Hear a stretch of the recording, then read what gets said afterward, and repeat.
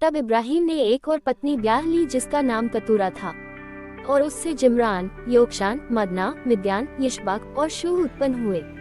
और योक्षान से शबा और ददान उत्पन्न हुए। और ददान के वंश में अश्शूरी, लतूशी और लुमी लोग हुए। और मिद्यान के पुत्र एपा, एपेर, हनोक, अबीदा और एल्दा हुए। से सब कतूरा के संतान हुए। इसहाक को तो इब्राहिम ने अपना सब कुछ दिया, पर अपनी रखेलियों के पुत्रों को कुछ कुछ देकर अपने जीते जी अपने पुत्र इसहाक के पास से पूरब देश में भेज दिया। इब्राहिम की सारी अवस्था 175 वर्ष की हुई, और इब्राहिम का दीर्घायु होने के कारण अर्थात पूरे बुढ़ापे की अवस्था में प्राण छूट गया, और वह अपने लोगों में जा मिला। और उसके पुत्र इसहाक और इश्माइल ने हित्ती सोहर के पुत्र एप्रोन की ममरे के सम्मुख वाली भूमि में, जो मकपेला की गुफा थी, उसमें उसको मिट्टी दी गई। अर्थात जो भूमि इब्राहिम ने हित्तियों से मोल ली थी, उसी में इब्राहिम और उसकी पत्नी सारा दोनों को मिट्टी दी गई। इब्राहिम के मरने के पश्चात परमेश्वर ने उसके पुत्र इसहाक को, जो लहरोई नाम कुएं के पास रहता था, आशीष दी। इब्राहिम का पुत्र इश्माइल, जो सारा की लौड़ी हाजरा मिस्री से उत्पन्न हुआ था, उसकी यह वंशावली है। इश्माइल के पुत्रों के नाम और वंशावली यह है, अर्थात इश्माइल का जेठा पुत्र नबायोत, फिर केदार, अदबेल, मिबसाम, मिश्मा, दुमा, मस्सा, हदर, तिमा, यतूत, नितीश और केदमा। इश्माइल के पुत्र ये ही हुए, और इन्हीं के नामों के अनुसार इनके गांवों और छावनियों के नाम भी पड़े, और यही 12 अपने अपने कुल के प्रधान हुए। इश्माइल की सारी अवस्था 137 वर्ष की हुई, तब उसके प्राण छूट गए, और वह अपने लोगों में जा मिला। और उसके वंश हवीला से शूर तक, जो मिस्र के सम्मुख अश्शूर के मार्ग में है, बस गए, और उनका भाग उनके सब भाई बंधुओं के सम्मुख पड़ा। इब्राहिम के पुत्र इसहाक की वंशावली यह है, इब्राहिम से इसहाक उत्पन्न हुआ।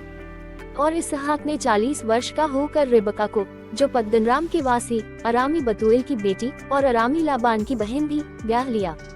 इसहाक की पत्नी तो बांझ थी, सो उसने उसके निमित्त यहोवा से विनती की, और यहोवा ने उसकी विनती सुनी, सो उसकी पत्नी रिबका गर्भवती हुई। और लड़के उसके गर्भ में आपस में लिपट के एक दूसरे को मारने लगे। तब उसने कहा, मेरी जो ऐसी ही दशा रहेगी तो मैं क्यों कर जीवित रहूंगी। और वह यहोवा की इच्छा पूछने को गई।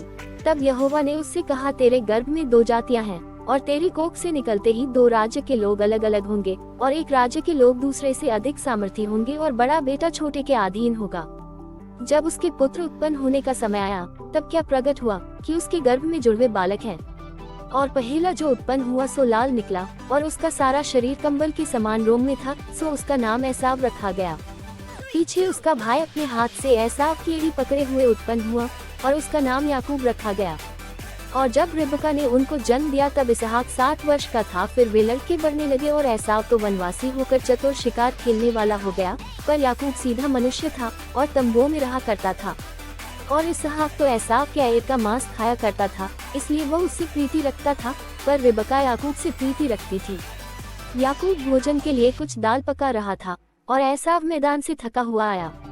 तब एसाव ने याकूब से कहा, वह जो लाल वस्तु है, उसी लाल वस्तु में से मुझे कुछ खिला, क्योंकि मैं थका हूँ।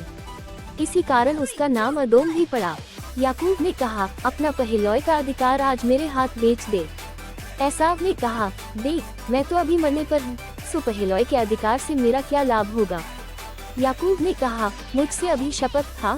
सो उसने उससे शपथ खाए, और अपना पहलौय का अधिकार याकूब के हाथ बेच डाला। इस पर याकूब ने एसाव को रोटी और पकाई हुई मसूर की दाल दी, और उसने खाया पिया, तब उठकर चला गया। यूं एसाव ने अपना पहलौय का अधिकार तुच्छ जाना।